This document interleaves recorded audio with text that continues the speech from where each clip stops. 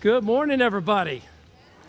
All right, it's so good to see you guys. Thank you for being here as we wrap up the Big Give. We love this time of year, love this series. It's been incredible to see how God is using you guys to make a difference. Really, the Big Give is all about just a celebration of generosity, of really wanting to make a difference in the world. We started the whole series with this question, and that I'm sure you've asked, I have asked it many times, what difference can I really make? When we look at all the problems of our world today, issues that feels unresolvable, just daunting, right? How do we really begin to make a difference? What difference can your family really make? What difference can even one church make? But what's beautiful as we began to look at this, we started week 1 that Jesus challenges us to be salt and light, two things that have a powerful influence and impact in the environment in which they are put. And this is Jesus' way of saying, I want you to make a difference. And I don't want you just personally, but you corporately, as you come together to make a difference, both and. And really what this series is all about is this Big Give is in a day, we're basically saying in a day when people are talking all about the problems of our world, we're deciding, hey, we're going to be a part of the solution. We want to make a difference. That's a whole different approach. And it's powerful to see how God has been using that. And as I said, salt and light is what he's called us to do. So how do we do that? Last week we saw that the Apostle Paul over in 1 Timothy chapter 6, where Paul is mentoring this young pastor of Ephesus, Timothy, and he says, I want you to challenge the people in your church. I want you to challenge them to stop trusting in their stuff. Don't trust in riches, but in God who richly provides all things for your enjoyment. So this is where we begin. And last week, I had some really good news for you that maybe you had never thought about before. You're rich. In light of the global economy, in this present world, to use the words of the Apostle Paul, that if you make more than $3,000 a year, I know you're going, how could anybody live on $3,000 a year? Over half of the world does. If you make more than that, over half of the world, the majority of the world would say, you're richer than us. And if you make the median income of the U.S., $45,760, you're in the top 1.9% richest people on the planet. And for many of us, we're north of that, right?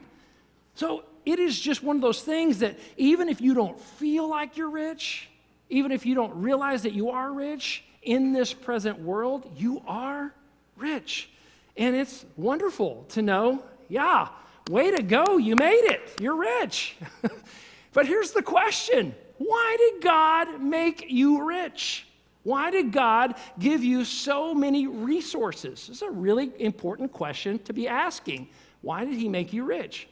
Well, the answer is that God is testing you. He's testing me. He's trying to get us to use and leverage the resources, the opportunities, the money, the things that he's put us in charge of. How are we going to use those things? Are we going to do them the way that he's called us to? Or are we going to use the default method that the rest of the world has kind of used for generations and generations? And here's the challenge that Paul gives to Timothy. Timothy chapter 6, 1 Timothy 6, starting with verse 17. Paul says it this way. He says, command. This isn't a suggestion. He's saying, I want you to command those who are rich. Rich where? Like among their friend group? Because I'm not rich among my friend group. No, rich in this present world, not to be arrogant or to put their, let's say the highlighted words together, not to put their hope in wealth, which is so uncertain. If you try to derive your security, try to derive your sense of confidence in this world, your safety in this world from things, he says it's always going to move on you. It's uncertain. He says, but to put their hope in God who richly provides us with everything for our enjoyment. And here's the new part we're going to add on this week as we look at verse 18. He says, command them, the rich, those who are in that rich category, command them to do good and to be rich in good deeds, and to be, let's read these highlighted words together, and to be generous and willing to share.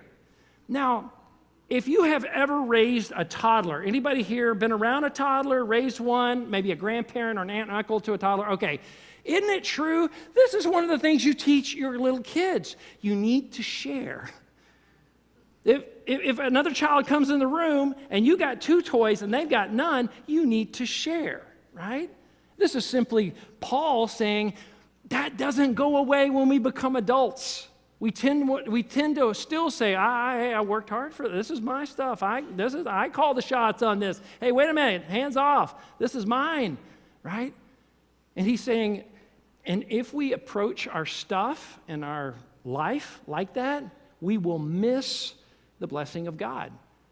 You need to understand that giving is a part of the deal of God's blessing. And now you may be saying, well, I do give, about average. Wait, pump the brakes there. Don't give average. You know why? Because you haven't been blessed average. You and I, all of us, in this country, we've been blessed way above average. In other words, we have been blessed to be a blessing. Maybe you never thought about it like that before, but God blesses us so that we can be a blessing. Now, back in the first century, at the time when Jesus was teaching, when his ministry was taking place, this was a huge pervasive philosophy or understanding that people had. And it was false understanding, but they had this understanding that they all believed in, they all kind of bought into, and it was this, that God favors the rich. They're his favorites. You know why? Because look how much they have. Look how blessed they are. Compared to the rest of us, look how much more they have. And the crazy thing is that these rich people don't know they're rich. And these rich people don't feel rich. And that happens for a lot of different reasons. But what's interesting is that Jesus comes along at this time when people thought the rich people are really close to God and everybody else is not. And he teaches something like this in Luke 12:48. He says, everyone who has been, let's say it together, has been given much. Okay, so Jesus is here saying, whatever you have, you need to stop thinking about like it's earned or that it's yours or you have dibs on it, that it's a gift. This is a really important place to start. It is that you've been given much, even your education, your opportunities, your career, and I understand you work hard for all those things, but you couldn't have even had the opportunity to work hard if it hadn't been offered to you.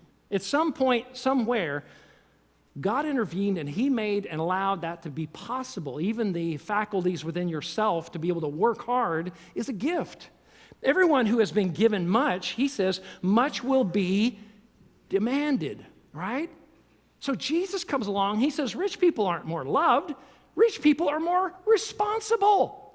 Rich people are more accountable. This is so incredibly important that we don't forget this in 2022.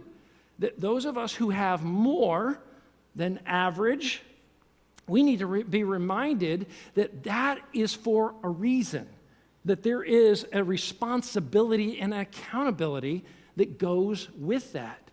But the temptation of our world, and there's a pressure, I feel it, you feel it, your kids, my kids will feel it, everybody feels it. The temptation is to, as income goes up, that we will ramp up our lifestyle commensurate, increased with our income. In other words, that we begin to live with zero margin financially. And what Jesus taught, and later Paul is echoing the words of Jesus, he's saying, this is how you are really bad at being a rich person. Because this is not how you are good at being rich. This is how you're being really good at being stressed out and anxiety-ridden over your finances all the time. Because you don't have anything left. But this is the pervasive message of our culture today, is that whatever comes to me must be for me, and I'm going to consume it all. There's no margin. And our culture programs us, our world constantly with advertisements and commercials and et cetera, and even the pressures through social media, that if anything extra comes to us, we're sort of programmed to ask the question, how can I spend that on me? How can I use that and leverage that to make Will happier, to have what Will doesn't currently have? How can I use that for me? And this is where Paul is trying to warn through Timothy. He's going, tell those people, the people who have more than they need. He says, I want you to not just tell them, I want you to command them. Command them to ask before it's gone. Like, here's a great question that we need to all be asking. How can I leverage some of this that God has given me as a gift for God's kingdom as only a rich person could, in a generous and big way that other people couldn't do? To do this and to ask this question before we are sucked into the cultural vortex of, it's all about me. It's all for me, and I should use it on me. And that is the pervasive message of our culture. Hey, it's yours. You worked hard for it. Hey, and not false that you worked hard for it. You did. That's great. But to be reminded, it is a gift from God. And maybe, just maybe, God had something else in mind for that he brought to you, that he wants to bless you through your generosity of helping with what he's up to. And asking that question first. This is such an important question. How can I leverage some of what I've been given for the kingdom of God as only a rich person could? Now, I want to turn our attention to an incredible parable where Jesus really unpacks this test or this temptation that every one of us, every rich person, every person who has more than they need, will ultimately face at some point, okay? It's an incredible parable. Jesus was the master storyteller, but over in Luke chapter 12, starting with verse 16, Jesus begins the story like this. He says, the ground of a certain rich man yielded let's say it together, an abundant harvest. What does that mean? That means he has more than he needs. It's abundant, like he's got a bunch of it, right? He thought to himself, so he's sitting there asking the question that everybody who gets more than they need asks at some point. They ask it, maybe not in these exact words, but what shall I do? What am I going to do with this? What am I going to do with the extra? I have no place to store, let's say it together, store my crops. Notice his assumption is that they're his, okay? This is all mine. Look what I have. Look what I've got. Then he said, this is what I'll do. I will tear down my barns and, let's say it together, and build bigger ones. Like, these aren't big enough. I'm going to build bigger. And there I will store my surplus grain. Like, this is mine. Again, I'm going to assume this is mine. And I'll say to myself, you have plenty of grain laid up for many years. Take life easy. Eat, drink, and be merry. Now, isn't that, I know this is like first century Palestine, but that's the American dream, isn't it? To have so much money, you don't have to work anymore. You can do whatever you want. Hey, well, phone's for you. I don't care. I ain't taking it, right? You know, like, you don't have to do anything you don't want to. I think I'll fish all day tomorrow. I think I'll play golf, or I'll go ride my mountain bike, or I'm going to do whatever I want. We kind of look at that and go, wow, that's really living. Like, that's it. That's real life. Jesus is warning against that. That is a false way to live. That's a false, it will never deliver on the promise that it is giving to you. And so he goes on, he tells us, I'm going to eat, drink, and be merry. In other words, what he's showing us here, and Jesus is really telling us through the story, is that this is the rich person's dilemma. This is the rich person's dilemma. I'm blessed with more than I need. I'm going to assume it's all mine. Like, I have all that I need. I'm going to just consume it all. So here's what I need. I need newer. I need bigger. I need more. And isn't it true? There is always something new and something better and something bigger and something shinier to have, to wear, to own, to drive. Always. Always. We live in a world where it's just a perpetual new things to want. And let me just say this, that if this world was all that there was, That would be a perfectly fine solution to the problem. I've got more than I need. What am I going to do with it? I'm going to spend it all on me.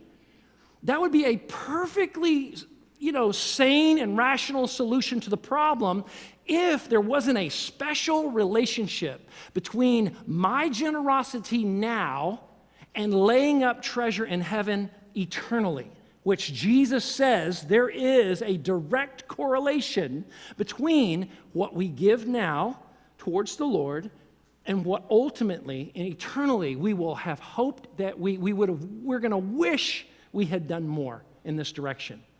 Now, I love how Jesus carries on. First of all, let me just say, here's Jesus basically showing us how to fail the rich test. You want to know how to fail the rich test?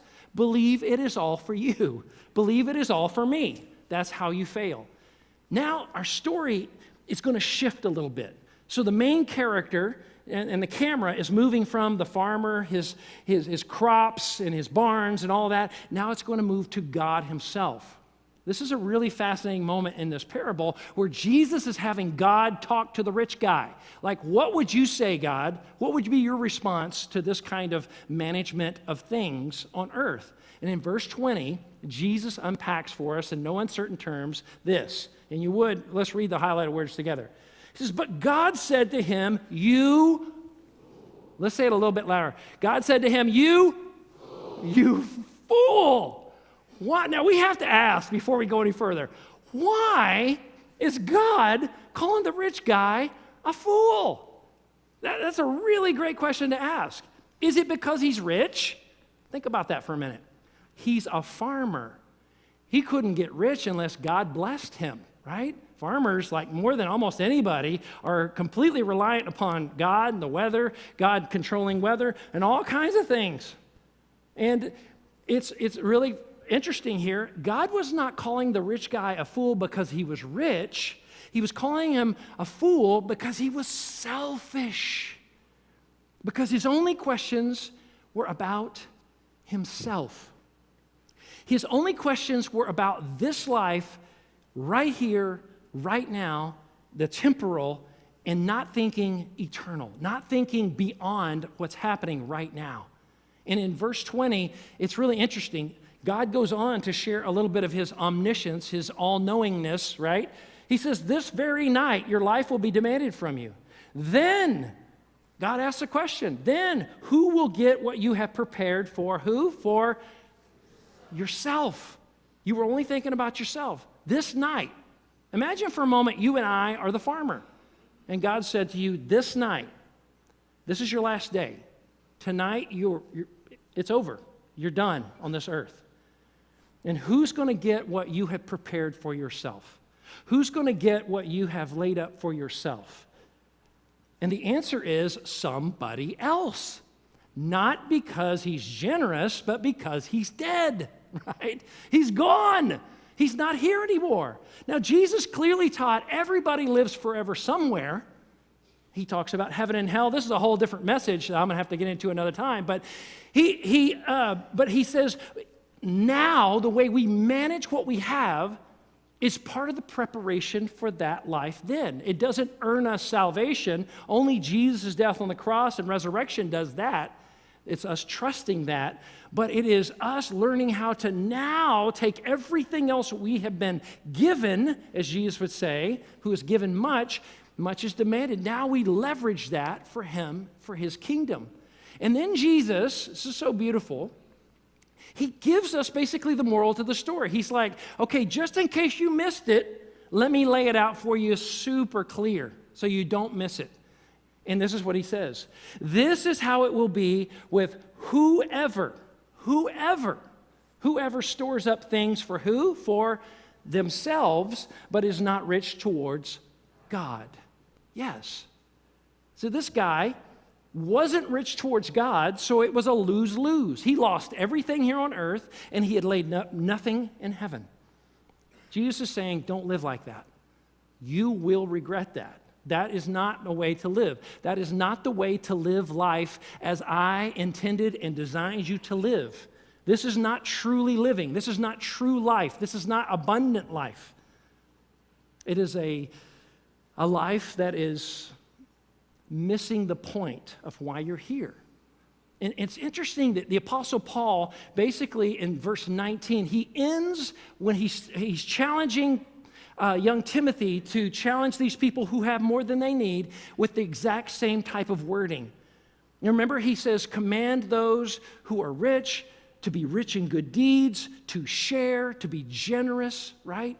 And then he goes on to say this in verse 19. He says, in this way, they will lay up treasure for themselves as a firm foundation for the coming age. He's talking about heaven there. After this age, after this season on this earth, there is an eternal life that's coming. He goes, so that they may take hold of life that is truly life. I want you to lay up for yourself treasure eternally.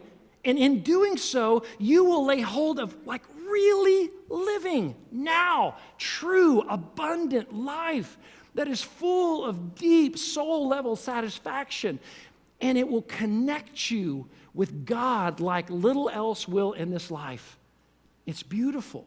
And this is exactly what Jesus taught. Going back to Luke chapter 12, a little later, after he tells the parable about the rich farmer, here's what Jesus says in verse 34. He says, for where your treasure is, there your heart will be also. Wherever your treasure is, there your heart, your desires, your longings, your wants will be always tied to your treasure. Now, this is beautiful because Jesus is showing us, let me share with you a little dynamic about the way that you were created. That you're always going to have, your heart will always be attached to your treasure. Where you put your money, your effort, your energy, your stuff, your focus, your heart will be there. You will care about that. Your wants will be wrapped up in that. But he's also showing us if your wants are in the wrong place, all you have to do is transfer your treasure to something else and it will move your heart over to it. But Jesus is saying something deeper about this to us. I believe that Jesus is showing, and he echoes this in other places, like he would say, I'm not concerned about getting your money or your stuff, so don't be worried about that. That is not what he's after. God doesn't need your money.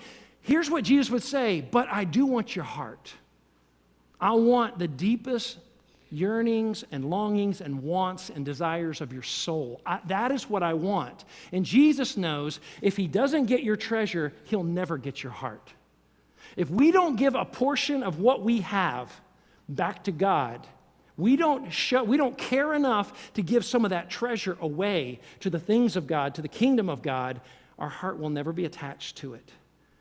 And we will miss life that is truly life, as Paul would say it. He says, I want you to learn to live like that. You see, being rich towards God actually draws us closer to God. As I said, like little else in this life will. It is powerful. And you may be saying, well, why is that? Why would that be that way? Because I think letting go of our treasure, letting go of our stuff might be the hardest thing for most of us to let go of. It's one of the last things that people give over to God, that will surrender to God. And once they do, it's incredible the domino effect spiritually that can begin to happen in your life of God being able to work and use you in ways you never thought possible. So how do we pass this rich test? How do we get past this? How do we begin to learn to do this? By simply learning to pre-decide to give. We got to decide ahead of time. And what I mean by pre-decide is that most people, the tendency is to be just a spontaneous giver. We just give when we feel like it, when we feel moved emotionally. Most people are just emotional, spontaneous givers, which is not a horrible thing. It's just never going to reach the level of intentionality that God intended for our giving to have, our generosity to have. In other words, if we just give when we're spontaneously moved, God will always get the leftovers. God will always get the leftovers. And we must pre-decide, or God will get the leftovers. Now, I want you to think about this for just a minute. about leftovers, because all of us in our refrigerators, if we went home, I bet all of us, unless you're just really diligent to get rid of leftovers, all of us have some little containers in the fridge that have some leftovers in them. Now imagine you have somebody come to your house that, like, somebody you really love, you would want to honor this person, you respect them, and they come in and you go, hey, are you hungry? Yes, I'm actually really hungry. When you go to the fridge and you're like, oh, here's a week-old, Brussels sprouts have been in this little container. You ever crack that open after a week? Whoa, I'm not saying it doesn't taste good, but right when it's opened up, or refried beans or like broccoli or something like that, wow, you wouldn't want to serve that to anybody, right? You wouldn't even want to smell it yourself.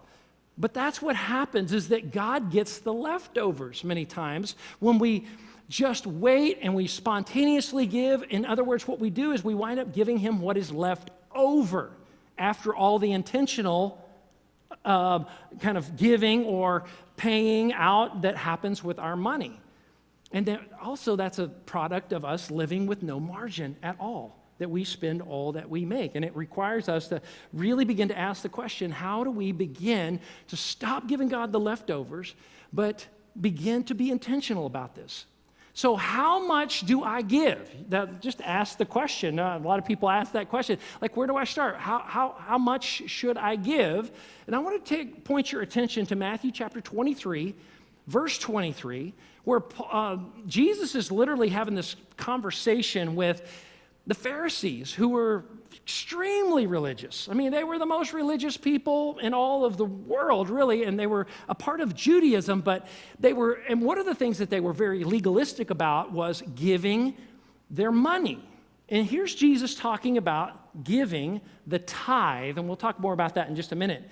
First of all, he calls them hypocrites. You want to have an attention getter at the beginning of your public speech, just do that. Okay, everybody, hypocrites! That gets their attention. Hypocrites, for you are careful to, let's say it together, to tithe even the tiniest income from your herb gardens. But you ignore the more important aspects of the law, justice, mercy, and faith. You should tithe, yes, Jesus says, yes, but do not neglect the more important things, like justice. Don't turn your head away when people are being mistreated, when things that are going down that are not right, that are incorrect, they are shady. You need to work to let your life be a light so that you move away from that and you work against that. I want you to show mercy. I don't want you to be judgmental and condemning to other people when they're struggling, when they're going through hard times. I want you to show mercy and compassion. Jesus says, be compassionate as your Father in heaven is compassionate. And finally, faith. I don't want you to lean your hope on your stuff, but on God who richly provides all things for your enjoyment. I want you to learn how to do these things while you give. Don't give out of judgmental legalism, like, well, I tithe, so back up, right? I'm somebody really special. He's saying, listen, it ought to be done in humility. It ought to be done with a servant's heart. And it ought to be done in secret, not something we broadcast. So Jesus is showing us, yes, I want you to tithe. A tithe is simply 10% of what God has provided, what he provides. Now, you may be wondering, why would we do that? Because that is, to put it in its context scripturally, it is offering him an act of worship. It is worshiping God. This is a part of our worship, to give God back part of what he has blessed us with. Now, why would we do that? Because on the cross, Jesus gave us 100% of himself for our salvation. He didn't give us 10%. He gave us 100%. And now he asks us, listen, I want you to give a tithe because that tithe is teaching you to put God first. Because you live in a world, and I live in a world, that constantly is inundating us to say, no, put yourself first. But we're warned, if you put yourself first, you are destined to a life of misery. It is a misery because you've just made yourself into an idol. As long as I can make me happy, then that's what I'm going to make every bit of my resources go to. You've just made it impossible for you ever to be very happy for very long. And he's showing us this is how you really live. Now, giving a tithe teaches us to put God first, to put God first.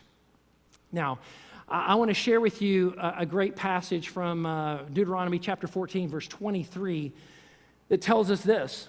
It says, here we go, the purpose of tithing is to teach you to always put God, let's say it together, put God first in your lives. The purpose of tithing, to give God the first 10% off of whatever he blesses. That requires us. God says, I want to make sure you're living with margin. You can't live without margin and do this. It's impossible. Now, I want to just share with you a personal story that radically changed my life and my family's life personally. This was way back. I was very little back in the 1970s. I'm going to date myself here. I was really little. My dad was working as a sign manufacturer in Austin, Texas at Duplex Sign Company, right before you go over the Congress Bridge. On the right-hand side, it's kind of right by where the Austin American-Statesman is now, but the sign company's gone now. But he was working there back in the early 1970s, and he was at church and heard a message, something like I'm giving you today, and was challenged to begin to tithe, to put God first. And he and my mom prayed about it, and their parents on both sides, neither had ever tithed, had never been regular percentage givers towards the things of God. So they were like, we don't really even know how to get started. We're going to just start with this. And so my dad told me, he said it was a huge step of faith. Now, remember, this was back in the early 70s. He said our tithe check was $200 a month. And he goes, but it was a huge stretch. We were like, I don't know how we're going to make it. He said, we gave the first check, prayed about it, took the step of obedience. I'm like, okay, God, we really believe this is what you're telling us to do. That next week, he gets a raise at work of $500 a month increase. And he says, nobody can tell me that wasn't God. He confirmed it in so many ways, and that was just the beginning. And then later, God blessed him in his work. He was made supervisor and was given a pay raise and just blessed and blessed. And then a few years after that, God put it on my mom and dad's heart to start their own sign company in Austin, Texas, called Lewis Signs. And it was a step of faith, and it was something that they continued to ask God to help them day in, day out, like, we're going to keep putting you first, God. And yeah, here's a picture back just a few years ago. All the signs on this building, and trust me, you got a really good deal on these, Brazos Fellowship, were from Lewis Signs in Austin, Texas. And I love this picture because it is a culmination. My dad passed away in 2002 from cancer. My younger brother, John, took over the company. And this is such a beautiful culmination of God and what this is not me. It's not, and if John were here, he would say it's not me. This has been God through us, following the obedience of my dad. He showed us how to put God first in many ways. But this was one of the biggest that caused a whole domino row of faith steps for him, where he had to come to a place, and maybe you're in that place today, where you have to say, God, I will trust you in spite of my fear. I'm going to take a step forward. But everything I have seen God do in my life through faith stretching, pastoring this church, and let me tell you, there's been a series of huge faith-stretching steps we had to take to get to where we are today, and God has shown up over and over. I trace all of that back to my daddy and his willingness to step out when all he knew was, I can trust God. I really think God's going to come through, and God did come through over and over and over again, and I know I'm speaking to some mamas and some daddies, some grandparents, some aunts and uncles, some people in this room. You don't even realize how big of an impact and influence your life would have. You are truly the light of the world, as Jesus would say, the salt of the earth, that if you would be willing to step out, let God use you, it will influence and impact. Not only will it draw you closer to God like nothing else, it will impact your kids. There will be a ripple effect long after you're gone from this earth. As I said, my daddy passed away in 2002. But the decisions he made for God still impact me and my brother every day of our lives, and our family, and our children, and our grandchildren soon. And it's just beautiful that this could be your story too. Don't settle for giving God the leftovers. Would you be willing to put him first? And really it comes down to this question: are you willing to reduce your lifestyle so that you'll have more margin to give? Because if we're not willing to do that, none of what I'm talking about is even possible. Living like this or like that is stressing you out. You already know this. I'm not telling you anything you don't know. It's making you anxious. It's debilitating. There's no peace in that. It takes discipline, but God blesses it to learn how to live. We're going to live on less than we make. Because as Paul would say, that's how you become good at being rich. This is what really good rich people in the eyes of God do. They don't consume it all. No, don't assume it's all for me. But to begin to ask the question, when more comes to you, God, how would you have me use that for your glory? And that's what this big give is all about. It's a celebration of generosity, as I said. It's us saying to the community, everybody matters to God, whether God matters to them or not, because that's how Jesus loved people. And we picked 3 organizations that we've been giving to. If you've not had an opportunity to give, a big give, I encourage you to do that today. Aggieland Pregnancy Outreach, Hope Gathering, Unbound. But I also want to challenge you today. You could do a one-time gift to help us bless these incredible organizations. But also, I want to challenge you to be a percentage, reoccurring, premeditated, pre-decided giver going forward. Because this is an incredible discipleship step of faith that I know that will draw you closer to God and will bless and impact the next generation. But it requires faith beyond where some of us have been willing to tread. It's scary. And you've probably heard this before, but all growth is outside your comfort zone. And this might be the area where God's saying, it's time, come on. You can jump. You remember the little kid, maybe when you were a little kid, or maybe you've done this for your little, get them to jump into the pool. I'm going to catch you. Daddy will catch you. God's standing there saying, come on, I'll catch you. This will be good for you. You'll learn. You can trust me. It's going to be good. It's going to be awesome. It will open up doors for your faith to grow in ways that you couldn't unless you trust me with this. Some of you maybe have felt stuck for years spiritually, and this is maybe one of the linchpins. God's saying, if you would be just willing to give that to me, it'd be powerful. It would change everything. Here's the application prayer. I'm asking you to pray with me. Simply saying, God, I will stop giving you the leftovers. I pre-decide today to put you first in my finances. And maybe you've never prayed this before. Some of you, starting a relationship with God, here's how it begins. Jesus, forgive me and be my leader, my Lord, right now.